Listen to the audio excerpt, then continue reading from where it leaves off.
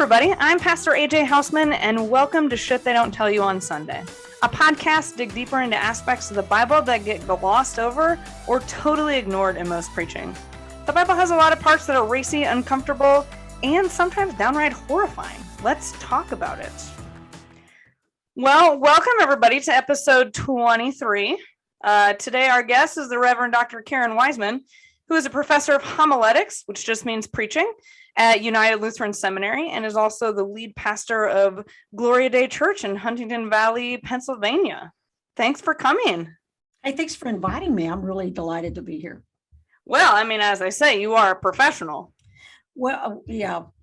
I don't know how, there are times I think I should not be allowed to speak in front of others. And then there's other times I'm like, yep, I'll wear this mantle easily. This is a bridge I got to burn or a bridge I got to rebuild or something. Yeah. That actually is pretty relevant to the topic we're about to get into today a little bit, actually. Absolutely, yeah. Well, today our topic, we're going to dive back into James, which we did last week. And this is the New Testament reading for Sunday, September 12th. If you're planning on going to a church that follows the Revised Common Lectionary, it kind of picks up where we left off with James last week. But James is just so full of some hard and challenging stuff to talk about a little bit. Definitely. Yeah. Bishop Andy Doyle, who's an Episcopal bishop in the Texas area, in his sort of commentary, he said, I think a lot of preachers will avoid this on Sunday. Just yes. Point blank right there. So we're not going to avoid it. We're gonna go ahead and own it. So awesome. Would you read for us our passage this week? Yeah, so I'm reading James 3, and this is the Common English Bible. My brothers and sisters, not many of you should become teachers, because we know that we teachers will be judged more strictly.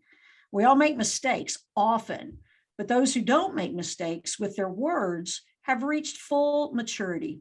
Like a bridled horse, they can control themselves entirely. When we bridle horses and put bits in their mouths to lead them wherever we want, we can control their whole bodies. And consider ships. They are so large that strong winds are needed to drive them. But pilots direct their ships wherever they want with a little rudder. In the same way, even though the tongue is a small part of the body, it boasts wildly. Think about this. A small flame can set a whole forest on fire. The tongue is a small flame of fire, a world of evil at work in us. It contaminates our entire lives. Because of it, the circle of life is set on fire. The tongue itself is set on fire by the flames of hell. People can tame and already have tamed every kind of animal, bird, reptile, and fish. No one can tame the tongue, though. It is a restless evil full of deadly poison. With it, we both bless the Lord and Father and curse human beings made in God's likeness. Blessing and cursing come from the same mouth. My brothers and sisters, it just shouldn't be this way. Both fresh water and salt water don't come from the same spring, do they? My brothers and sisters, can a fig tree produce olives? Can a grapevine produce figs? Of course not. And fresh water doesn't flow from a saltwater spring either. So I can see why maybe I might uninitially think, wow, I don't want to preach about this on Sunday, right? Like, amen, and amen. Yeah, it's a tough one. I mean, the truth is that it's a tough one, and it's tough because there are so many imperatives that are given, so many commands that are given. Just in the book of James, there's like over 100 sort of oughts, shoulds that are given, and sort of about 50 of those, there's 108 verses in the book of James, and the 50 of them are about imperatives, telling people what they can and cannot do, what they should and should not do. And we're pretty independent and self-reliant in a lot of ways. We don't like somebody telling us what to do. are calling what we do evil certainly puts us on our back foot, right? Yeah. And also then has the potential to be, kind of, I say like used against people, that this can be a place where you can get a lot of manipulation from certain, theological perspectives. Oh, absolutely. And, you look at different denominations, and I know some of your listeners aren't, they're sort of in or out or in the midst of sort of thinking about faith and maybe not so much denominations, but you look at different denominations' theology.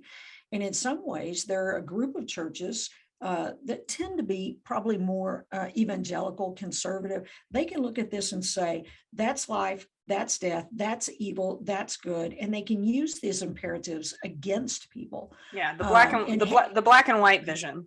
Yep, that's all there is. And even for Lutherans, when they look at this, it really has a lot of shoulds and oughts. And I think for a lot of folks, when they hear that, whether they're a part of a church or not, it really feels once again like the church, which is supported by these teachings and this theology and this biblical text, wants to judge them. And many people have had that same encounter when they've been around churches. Watch what you say. I heard you say this, or you posted this. And words can be very powerful. We know that. They can be used for good and they can be used for evil. They can be used to manipulate and misinform folks. Mm-hmm. And we see that in church, but we also see that in politics and our culture. Where for sure. I think when we come to and we talk about sort of the media, I actually read one person said, I don't know if American culture even understands what truth is, or what the power of what our words are. Yeah, a video clip that I found a number of years ago, and I use it periodically, when Stephen Colbert had his show, The Colbert Report. He did a segment that was called Truthiness.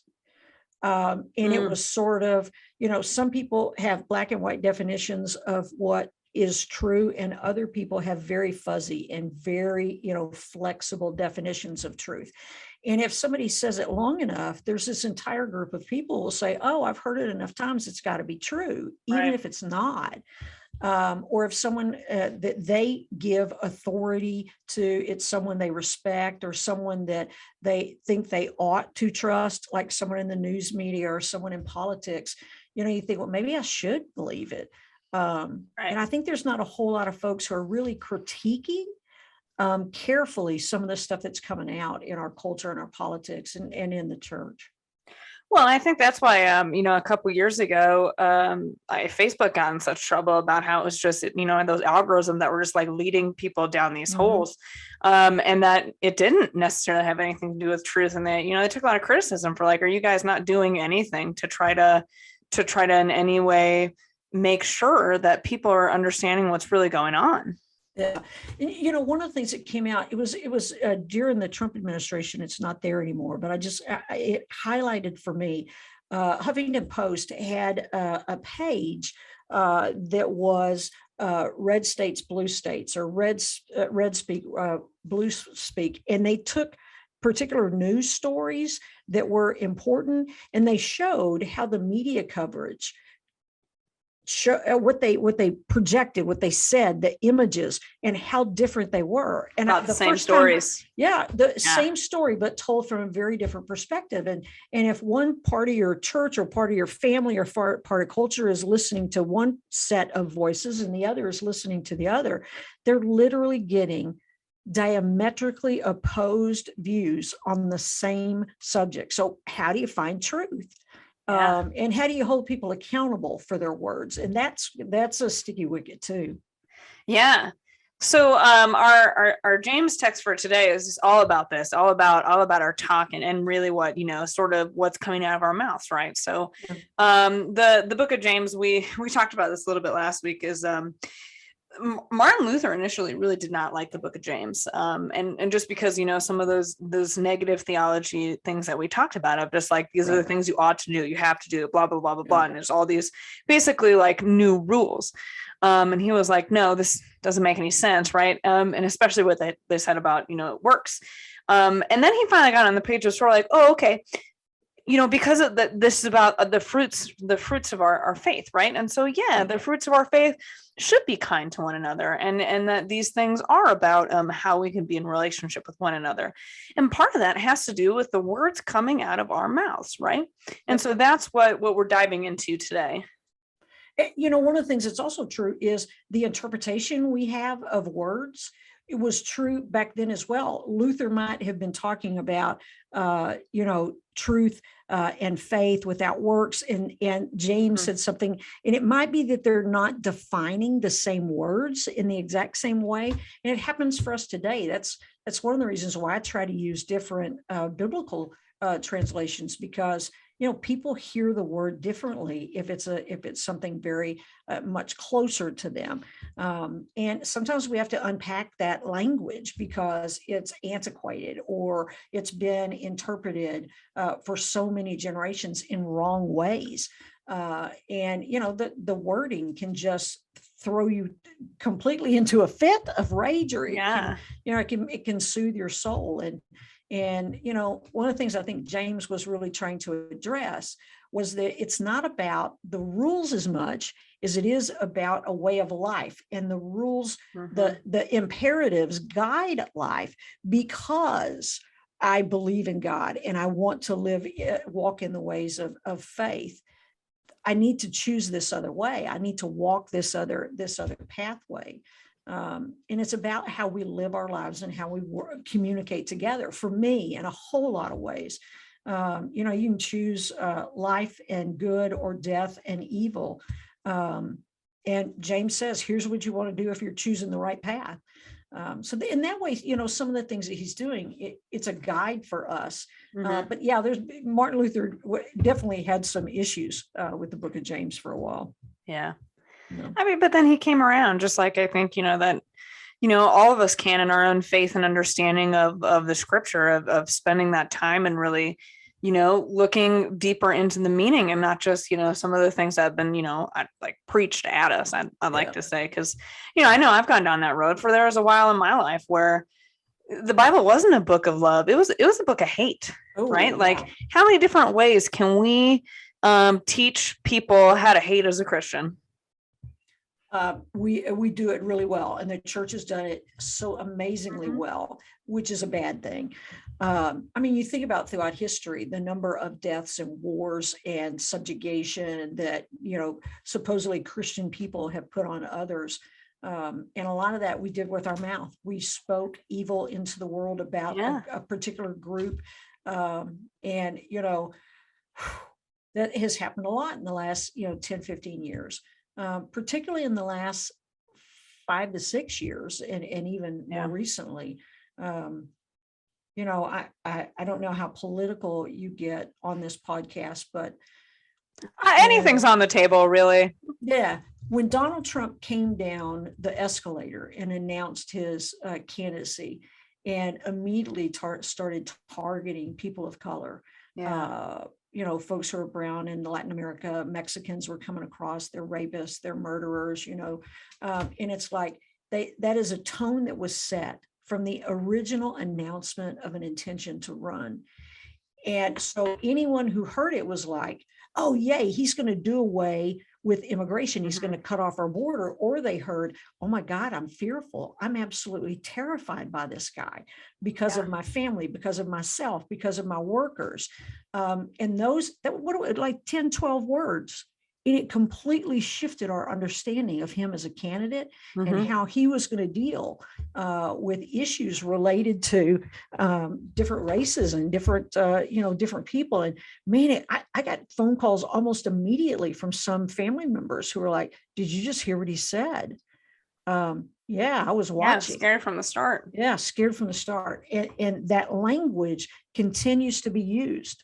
After he's out of office, there are still folks on the right who use that same language, that these are rapists, they're terrorists. And right now, they're the ones who are bringing in COVID. It's not us, it's immigrants who are bringing in COVID. I actually heard that from somebody sitting in one of my pews a couple weeks ago. I was like, what? Yeah.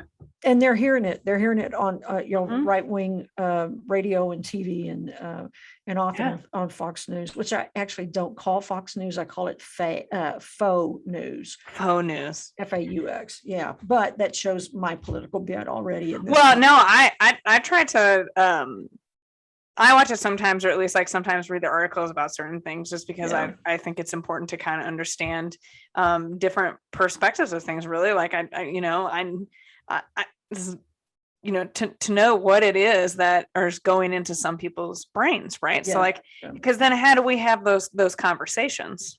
And those conversations are hard when you are looking at the same issue or topic or understanding from totally different viewpoints. Like you, I often will go on Fox and I really don't watch the TV. I'll read their articles and stuff. Mm-hmm. And there have been times I just look at it and thought, I don't know how to even respond to some Yeah. of the stuff that's out there. And I think if we look at what James is trying to get us to understand is that our words have power, and that power level can shift considerably. Some people, anything out of the mouth of a pastor is absolute truth. And for others, I don't have anything to do with the church because I don't trust pastors anymore. So, Mm-hmm. they ain't going to listen to pastors at all. And it sort of encompasses all of our lives where I think the first time I heard the phrase in our family, we don't talk about religion and politics. I was probably in junior high. And we actually had And you're just for also perspective too, like your dad was a pastor, so you yes, grew up yeah, in grew up in the church, and I think that's the greatest mistake we've ever made as a culture. We should have been having conversations all along about religion and politics, and where we diverged, we should try to learn from each other, and try to find ways that we connect to one another. Some of the stuff that I post on Facebook or Twitter is not to convince the right to become the left. It's to make sure the people who are on the left or in the middle, and feel left out or damaged or judged by theology and in the church in some ways, they know they're not alone, right? So I think that's important. So I know that's definitely important to absolutely. our listeners, right? So like if you Yeah. turn on the TV and what you're going to hear about what it means to be a Christian, you get this one perspective, right? You get the loudest voices, and quite And often even on like CNN and MSNBC, they were only using Tony Perkins for a while to talk about religion and gay rights during the time that the Supreme Court leading up to that. And I sent him an email every single day. He is a minority of the Christian faith. You ought to have someone else on. He's a family counselor or whatever, but extremely anti-gay, very conservative. And that was the only voice we were hearing on TV. No wonder people are out there going, I don't trust the church. Church doesn't really, there's no affirmation for me. So that makes it problematic, and it makes it even harder for us to have conversations that are hard, Yeah. And for those that maybe didn't listen to the episode, if you go back and listen to episode 16 with Jack Jenkins, we talk about Christian nationalism and sort of kind of how this real right-wing sense of Christianity kind of exploded in the United States. And Jack's also the author of American Prophets, which is particularly focused on giving a voice to left-wing Christians and the voice that often didn't get heard on the media, but that was very active and very prominent in those same things. Yeah. Well, and we often parrot what we hear from others. And so if we're watching right-wing stuff, you're going to speak with that same kind of, understanding. And I just don't think there's a lot of folks who take time to critique and to really do some deep dives into what's being said and whether or not that matches with the reality. I often do a lot of research before I post something because I want to see, is this actually true? Is this a trusted resource? But you're right. Facebook was just letting anything go for a long time. And where I've seen the most impact about that is COVID-19, and they tag post about COVID-19 if they believe are inaccurate information, intentional misinformation. But I think there's a lot of folks that they don't look at that. they're fine. They'll read it and they'll believe it. And others will read it and say, that's crap. I'm not going to, that's not the reality. And yeah. Well, I think some of it, it comes down to like, what do you want to hear? Right. mm-hmm. And that we often will find evidence for what we want to hear, and the internet's real good with providing that. But so the thing for me, I think, with kind of this book of James and this perspective is he really focuses and kind of gives his Proverbs kind of speech on the Sermon on the Mount as a big inspiration, and really following the words and stuff of Jesus. And I think for me, so I was definitely raised in a I wouldn't say a real conservative Republican household, but definitely a Fox News watching household, and was kind of told that, this is a perspective. And I grew up and realized a couple of things. One, what I had experienced in the world didn't match that. And two, when I look into, putting together my faith in a political perspective, is sort of like, what is Jesus calling us to do? Yeah. And the instant you take that into account, it's really, really hard to get on board, I think, with a lot of things that is being preached from that perspective. Yeah, I see the same things when I look at the book of James. One of the things I love is the connection that it sounds like wisdom literature, right? Mm-hmm. It seems like, so it's got this deep connection to sort of Jewish roots and the wisdom literature that was a part of their teachings. And so there's this Christian influence there that's obviously using the words of Jesus and talking about the church, but there's also this wisdom from the Old Testament. And I love the combination of those two because it connects us to our deeper roots past, before Christ, but it also lifts up actual quotes from Jesus. And so there's some good things in there. It's just, you got to wade through some of the stuff that's hard. Yeah. Well, and so let's talk about it. Some of what's one of the real hard things that sticks out to you in this?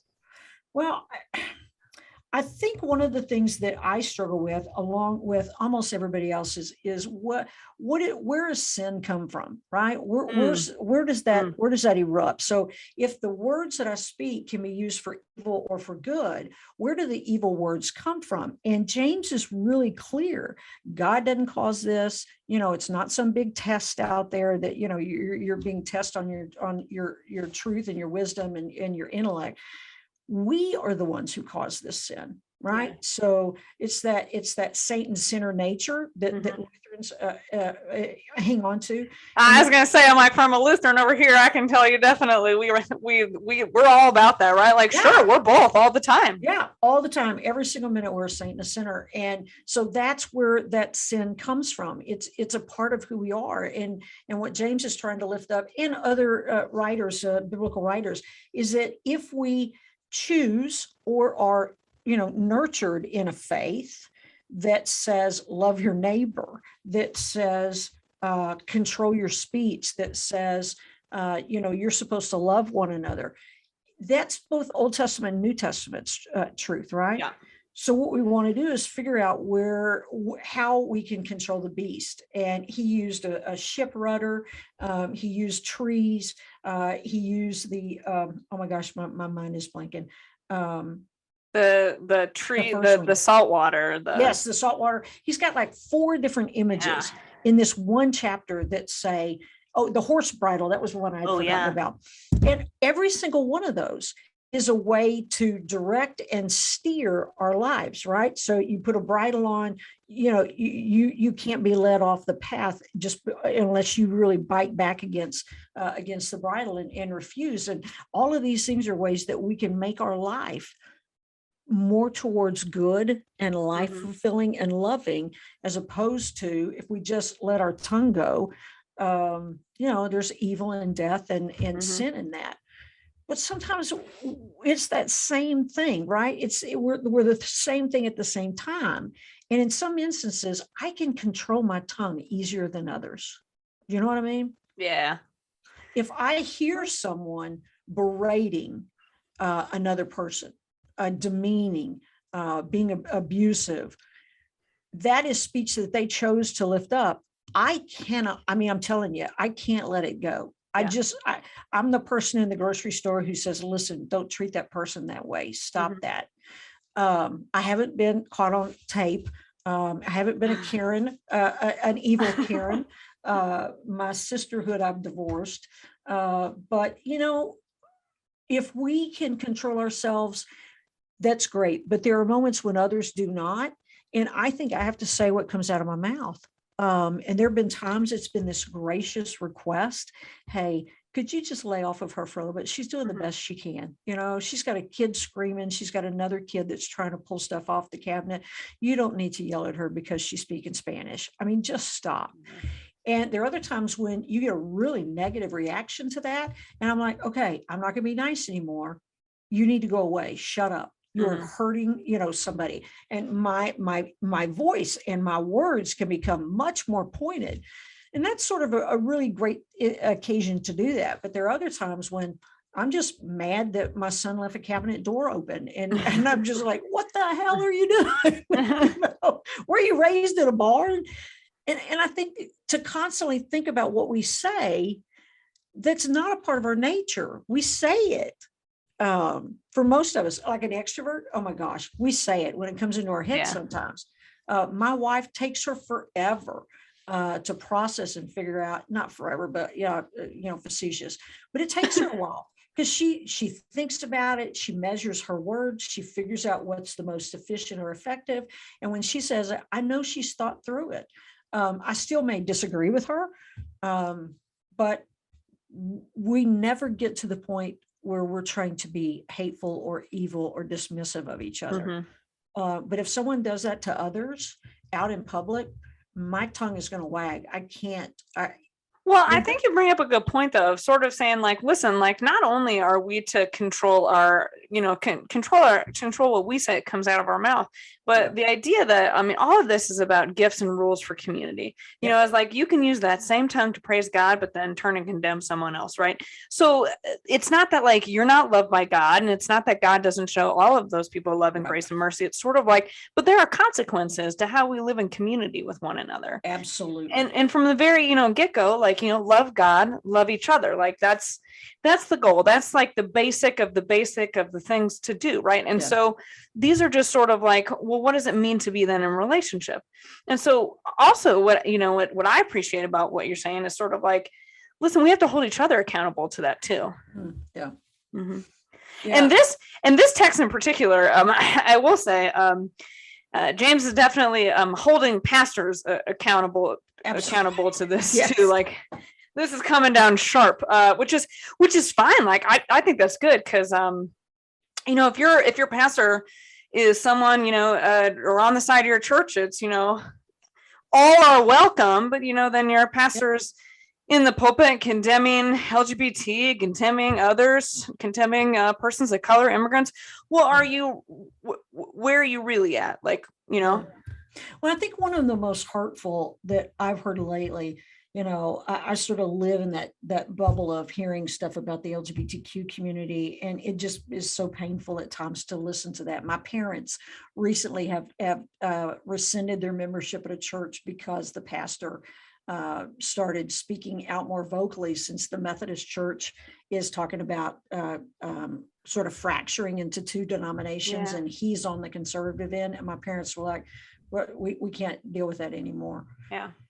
But one of the things right now that I'm really disturbed by is the pastors who are anti-vax. Oh, yeah. And throughout the entire pandemic have said, don't wear masks, don't get vaccines, don't go to hospitals. And the number of cases that we have tracked early in the pandemic and even since then, entire churches, 2/3 of them testing positive. There was one church in Texas, a couple of I think it was earlier on, there were like 150 people at church that day. And in the end, they lost 27 members who died. Wow. And about a quarter or a third more, that survived were hospitalized in very serious condition. Yeah. And I just think gosh, I'm sorry. It just feels like when the church does crap like that, I understand why people don't want to be a part of the church. Yeah, I do. It makes perfect sense. There is science out there. It is pretty definitive But to stand up and say God will protect you, right? You won't get sick because God will protect you, or God will protect you, but also we don't really believe this is a real thing. Can I tell you, that actually reminds me of one of my like favorite, Oh, sure. I don't know, like sayings or proverbs. There's the guy who's like stuck in the flood, and he's on top of his roof, and the boat comes and is like, come on, man. He's like, no, God's gonna protect me. And then a helicopter comes, no, God's gonna protect me. And then one more person or whatever, and then he drowns and he gets to heaven. He's like, well, why didn't you protect me? And God was like, well, I sent a boat and I sent a helicopter. Like, what else do you want from me? Yeah. I think that's so true.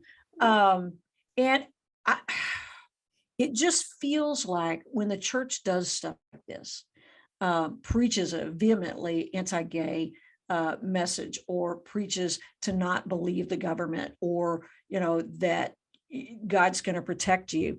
I saw a meme the other day on Facebook that says, I don't understand. So God will protect you from COVID, but you have to have a gun to protect you from other things. Where's God? Right? Yeah.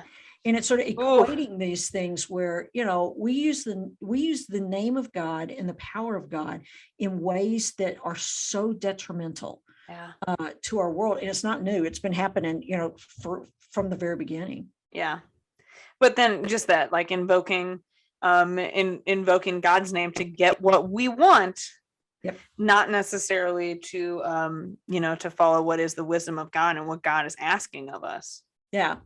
Well, and right now there's been some spikes in people getting vaccinations. And so I read an article, I think it was on BBC, that was talking about the number of studies that have happened throughout the world to sort of test the vaccines and stuff. And that every single one has showed that this works. It lessens the possibility you'll be in the hospital. It lessens your symptoms, or you can be completely asymptomatic. Mm-hmm. And you have people saying, I'm not going to do it until it hits their house. Yeah. Until the tornado rips them apart. And they're like, oh my God, I need to have a vaccine. Or they're in the hospital and they've got COVID and they say, I need the vaccine. And they're like, it's too late. It's too late. You should have had that months ago, mm-hmm. And the vaccination rates are also going up right now because the FDA made, I think it's Pfizer and one other. I know Pfizer's now officially approved. Yeah, and Moderna, they say, is not far behind that. Yeah, getting theirs, and so it's like you didn't trust scientists all along, but now you do trust scientists because you thought the initial studies were, wrong, or somebody told you there was a microchip that was in the vaccine following you around. And I'm like, they don't need that. They have your cell phone. They can you already have one of those. It's in your pocket right now. Yeah. But I think one of the things that's so cool about, hard, but I think a really cool thing about James is that he's really trying to set up in the entire book sort of some guidance. And he talks about trials, he talks about tribulation, he talks about prayer, he talks about the wealthy oppressing or treating badly the poor, how we're supposed to live. And this tongue thing is huge because that's what we often lead with. Right? Yeah. We lead with our words, and it says volumes in just a few small words that we can utter. Yeah, because it's a short book. I actually, I sort of read James as sort of like a last plea, right? So like, if this is James' brother Jesus who is writing this, and he was kind of the leader of the church in Jerusalem through some like a lot happened in this baby church in just a short period of time.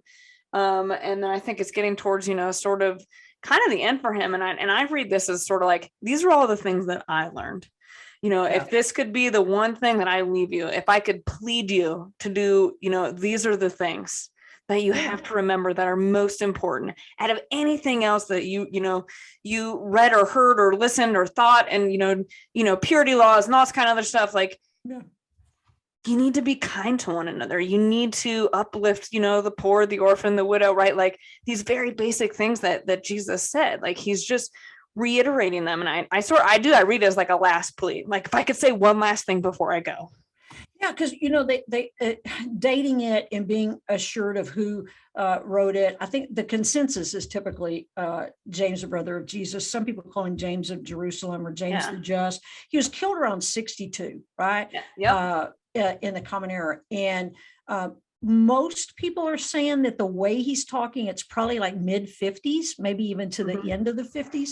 And so this really is at the near the end of his life, and saying, I'm going to put this down. I want these lessons. I want this guidance to go out so that people have a chance to create a way of life that honors God, that loves one another, that takes care of those people who are marginalized and on the edges of our society.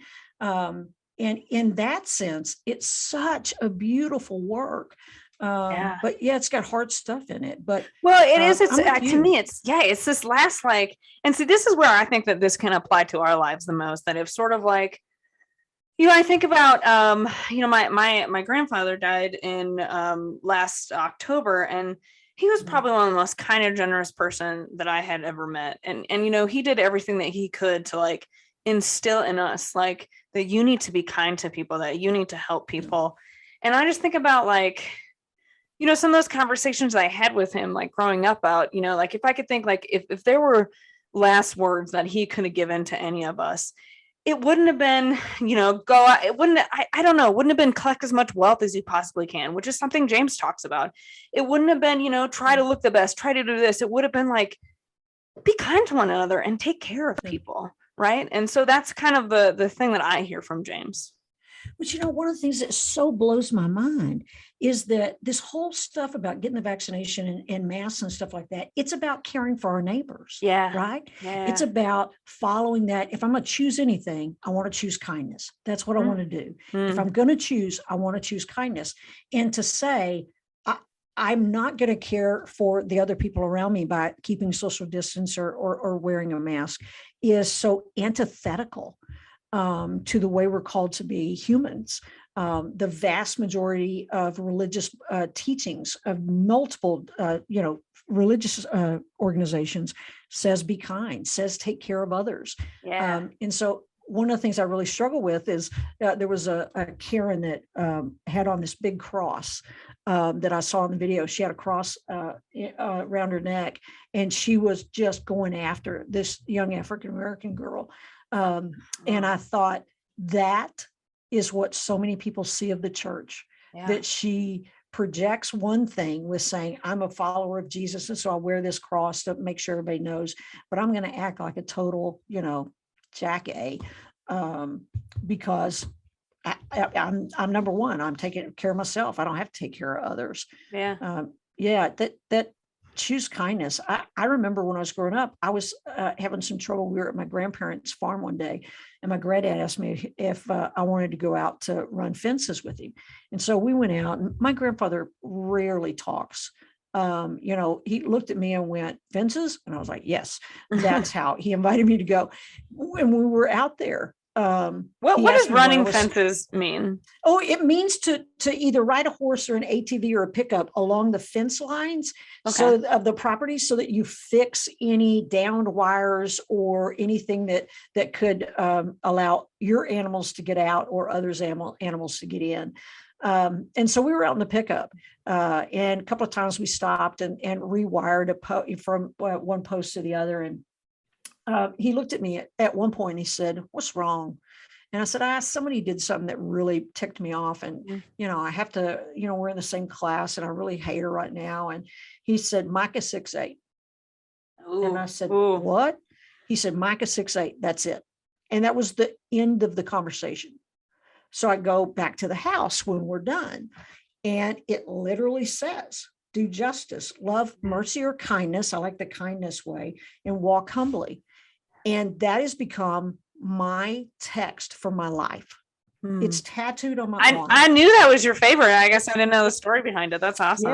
Yeah. It was, my grandfather died probably about 15 years later, and it is still the most impactful conversation I've ever had with him. And probably one of the turning points in my life. And it was a few words with my grandfather in a truck up outside of Dalhart, Texas. And it has become my life. It has become my life quote, my life verse.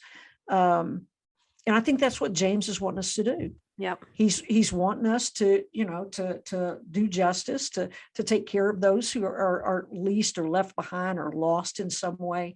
And he wants us to be kind to one another, and that we do that in a way of life that honors humbly our relationship with God and the rest of humanity. Well, amen to that. Well, thanks for joining us this week, and just great. Thanks so much. Conversation. I appreciate the stories, and I loved it a lot. Just your wisdom. Good. Yeah. Awesome. Yeah. Well, that's it for. Oh, sorry. Go ahead. Sorry. No, I was going to say for any people that find like your podcast or other podcasts that are sort of dealing with the shit no one says on Sunday. Yeah. I think that helps the church so much, because it's addressing a significant need for sort of reinterpretation and understanding that we're not living up to the capacity that we should be as the church. And if folks hear, there are people out there doing this work who are really trying to make the church a better representation of the world, and some who are saying, I can't do that in the church, I need to go do it in the secular realm. Mm-hmm. I think we have to make the effort. We have to do the work. We have to do the work. Yeah. Agree. Yeah. Yep. Thanks for having me. Really well, I'm really grateful you're here. And just if anybody wants to, hear some amazing preaching, this is an amazing preacher here. And I know you can check out some of her stuff at Gloria Day Church in Huntington Valley. Yep. And I know she's doing it online. So if you want to, I haven't even promoted my own church this way, but you're just a great preacher. So if anyone is looking for that kind of stuff from afar, I know this is a good place to go. But thanks, I appreciate that. Yeah. Well, look for us next Tuesday on Shit They Don't Tell You on Sunday, and follow us on Facebook at facebook.com/Shit They Don't Tell You on Sunday, and of course subscribe wherever it is you listen to podcasts to get this newest episodes, and share this podcast with other friends and family that you think could use a fresh perspective on the Bible. Take care, everyone.